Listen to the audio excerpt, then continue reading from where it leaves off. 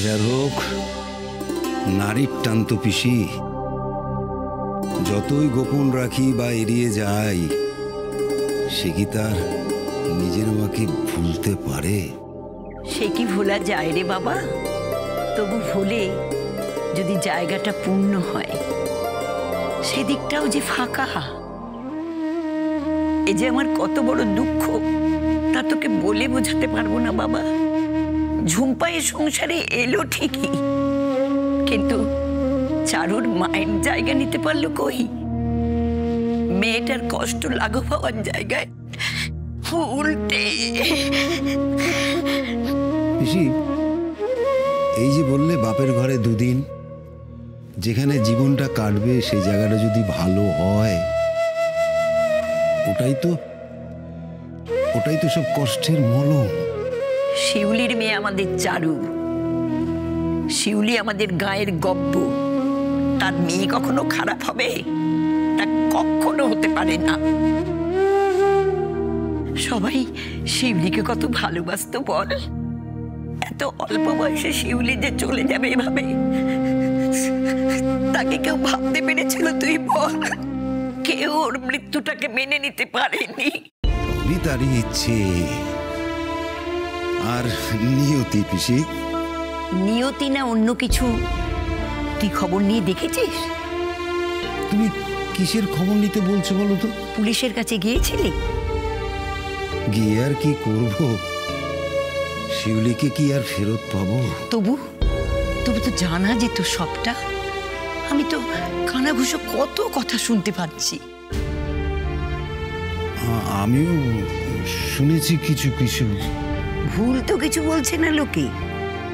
ওই রাস্তার ধারের জমি যেটা শিউলির নামে আছে, সেটা নাকি বেশ দামি জমি। সেটার উপরে নাকি প্রমোটার সূর্যশেখর দাসের নজর ছিল। এসব তুমি কি বলছো পিসি? শিউলির জমি, সূর্যশেখর? কই না, এইসব কথা তো আমি শুনিনি। ও, আমি তো শুনলাম সূর্যশেখর দাসই নাকি আছে এসবের পেছনে। বলছি বাবা, তুই একটু খোঁজ নিয়ে দেখ না। না না না পিসি, তুমি এইসব রটনায় কান দিও না, কান দিও না। তুই একটু খোঁজ নিয়ে দেখি না বাবা। মেয়েটা এইভাবে চলে গেল, তার একটা বিহিত হবে না? যাই বল, যা রটে তার কিছু তো বটেই।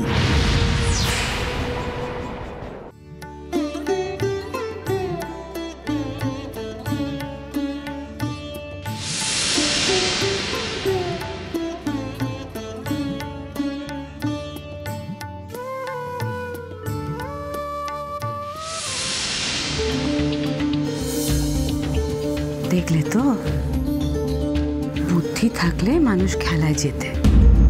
আর যারা গাধা হয় তাদের অবস্থা দেখো, ওই যে কিরকম হয়।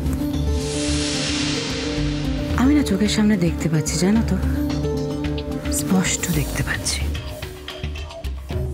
চারু একদিন ওর ফাইনাল খেলাটা খেলে দিল, আর তুমি গুটি গুটি পায়ে সদর দরজা দিয়ে বাড়ি থেকে বেরিয়ে যাচ্ছ। আমি না হয় বেরিয়ে যাব, কিন্তু আপনার কি হবে পিসিমণি? মা, চুমকি, তুমি এই বুদ্ধি নিয়ে না ভাবতে যেও না যে পিসিমণির কি হবে। বরং তোমার চোখ দিয়ে দেখো, তোমার পিসিমণি হলো পাকা খেলোয়াড়। ঠিক সময় মতো এই বাড়ি, ইনফ্যাক্ট এই গোটা সাম্রাজ্য সোহিনী মল্লিকের পকেটে থাকবে।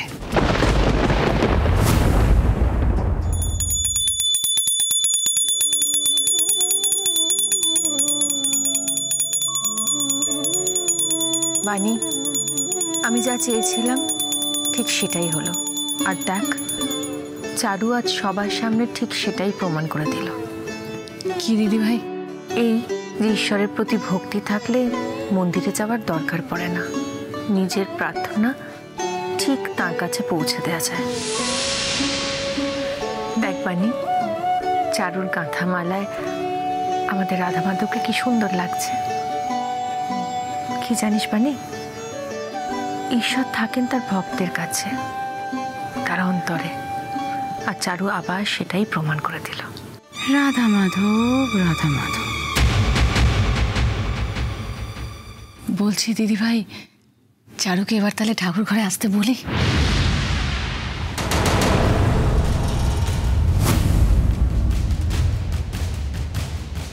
না,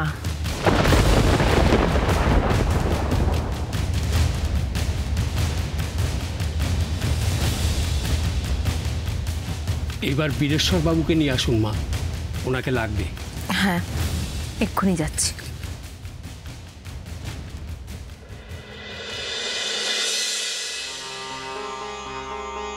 বাবা চলুন, আপনার নামে পুজো শুরু হবে এবার।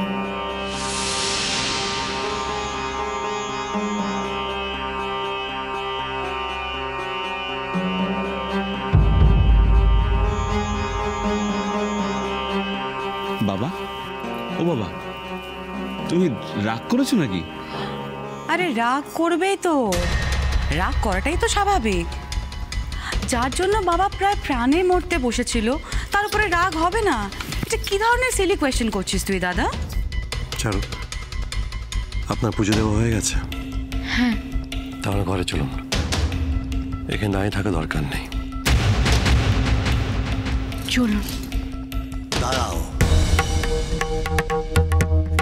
চারু দিদি, আর্য দাদা ভাই, তোমরা কোথাও যাবে না, এখানে দাঁড়িয়ে থাকো, আমার কয়েকটা কথা বলার আছে।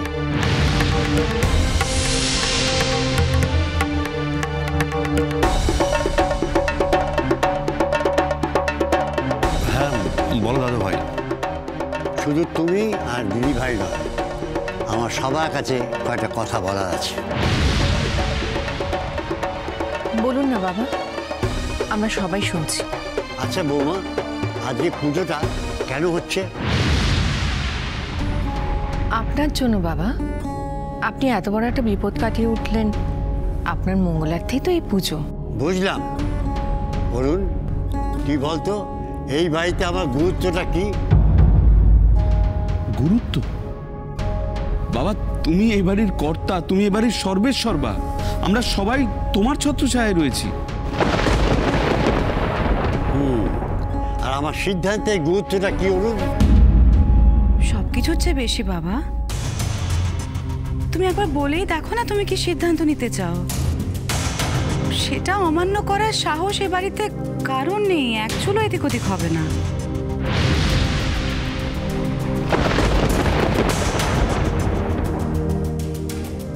সোহিনী, তোমার কাছে আমার একটা প্রশ্ন আছে।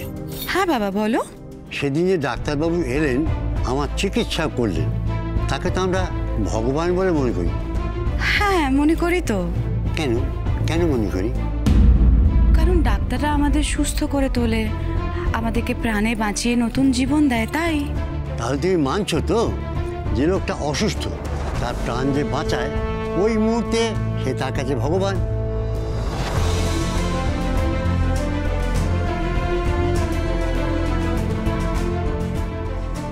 হ্যাঁ বাবা। আচ্ছা এবার একটু ভেবে বলো তো, সেদিন আমি যখন সেন্সলেস হলাম, ওই ডাক্তারবাবু কী করে আমার সুস্থ করে আমার সেন্স ফিরিয়ে আনলেন? ডাক্তার আর কোথায় তোমার সেন্স ফেরালো? তোমার তো আগেই সেন্স ফিরে এসেছিল, ডাক্তার তো অনেক পরে এসছেন।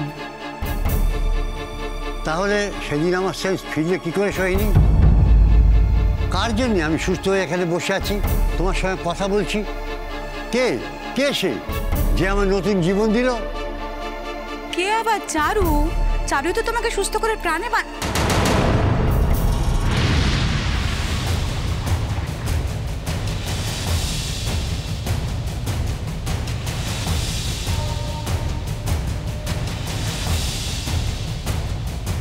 তাহলে বুঝতেই পারছো এইবারে কর্তার প্রাণ বাঁচানোর জন্যে চারুমার অবদান কতখানি।